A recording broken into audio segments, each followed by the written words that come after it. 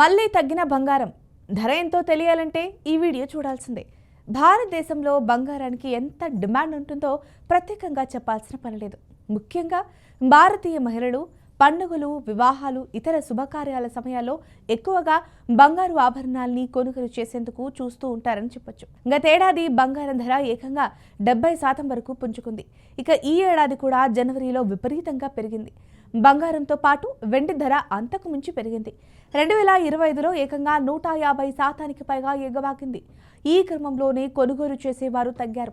అంతర్జాతీయంగా అనిశ్చితి నేపథ్యంలో సురక్షిత పెట్టుబడి సాధనంగా డిమాండ్ పెరగడంతో అటువైపు పెట్టుబడులు పెట్టేవారి సంఖ్య పెరిగింది. ఈ క్రమంలోనే బంగారం ధర కూడా అమాంతం పెరుగుతూ వచ్చింది.